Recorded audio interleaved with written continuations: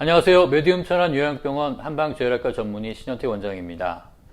지난주에 이어 이번 주는 변비가 생기는 몸속 원인이 무엇이 있는지로 이야기를 시작하고자 합니다.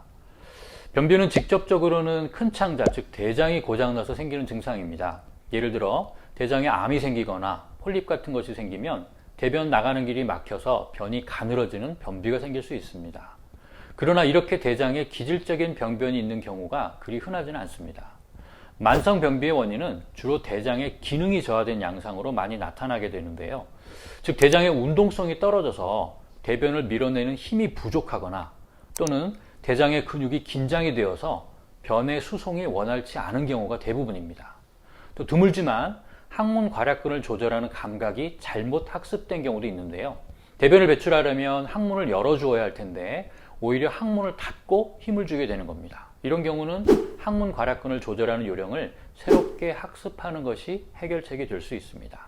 자, 대장의 기능이 저하되는 이유는 무엇일까요? 한의학에서는 변비를 치료할 때 그저 대장만 보는 것이 아닙니다. 대장은 몸속에 홀로 동떨어져 있는 장기가 아니고 경락을 통해서 다른 장부와 유기적으로 연결되어서 서로 영향을 주고받고 있고 음양과 기혈의 편차에 따라서 그 기능이 다르게 발현됩니다. 따라서 왜 대장의 기능이 저하되었는가에 대해서 몸속 환경, 다른 오장육부의 기능은 어떠한가를 살피는 과정이 치료에 있어서는 아주 중요한 부분을 차지합니다. 직접적인 변비의 양상에만 주의를 집중하는 것이 아니라 몸 전체적으로 나타나는 여타 증상과 징후가 어떠한지도 살펴봐야 합니다. 그래야 보다 더 근본적인 원인을 찾아 치료할 수가 있는 거죠. 자, 대장 위에 변비와 밀접한 관계가 있는 장기는 비위, 즉 비장과 위장인데요. 비위가 잘 움직여야 대장도 잘 움직이는 법이죠. 비위의 소화 기능이 저하되면 대장의 배설 기능 역시 저하되게 마련입니다. 한의학에서 간은 몸의 기운을 원활하게 소통시키는 역할을 하는데요. 만약 간 기능이 저하되면 기의 소통이 원활하지 않게 돼서 대장의 움직임이 동반해서 저하될 수 있다고 보고 있습니다. 한의학에서 신장은 소화기 계통을 따뜻하게 덮여주면서 윤활시키는 작용을 하는데 신장의 양기가 부족해져도 대장의 움직임이 저하될 수 있습니다. 즉 이러한 오장육부의 부조화를 바탕으로 기가 허약하거나 기가 막히거나 내열이 있거나 속에 찬 기운이 많거나 또는 음혈이 부족해질 때 변비가 생기게 되는 겁니다. 좀 어렵죠? 이런 부분들은 치료를 맡으신 한의사 선생님께 맡기시면 될 것 같고요. 이런 몸속 원인들을 만드는 아주 직접적인 생활 요인들이 있는데요. 지난 시간에 말씀드린 몸 밖의 요인들을 추가해서 다음의 사항들을 꼭 되짚어 보시길 바랍니다.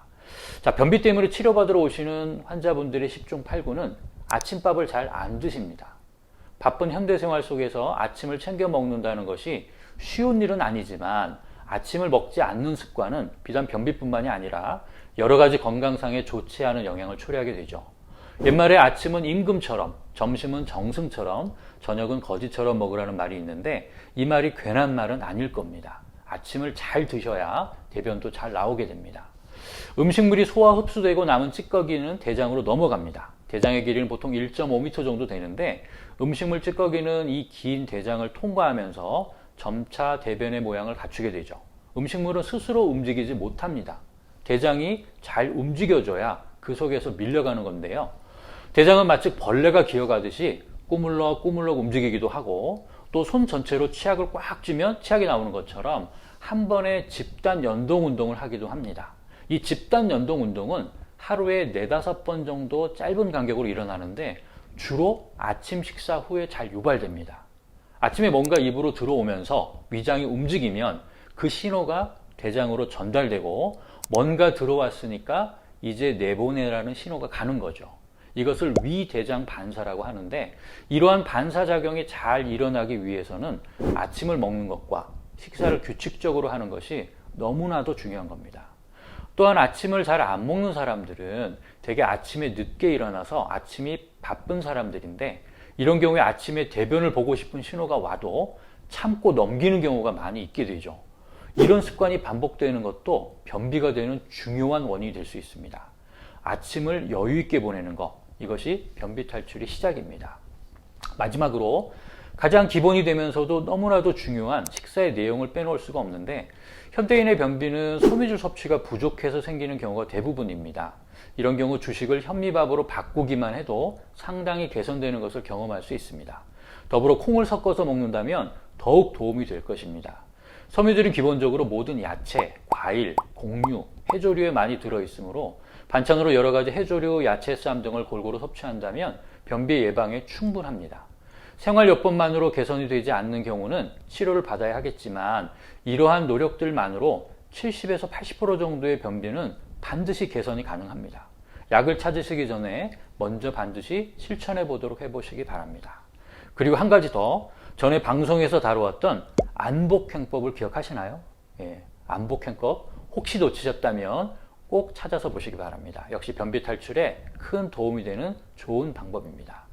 이상의 방법들을 잘 활용하셔서 시원한 나날들이 되시기를 기원합니다. 감사합니다.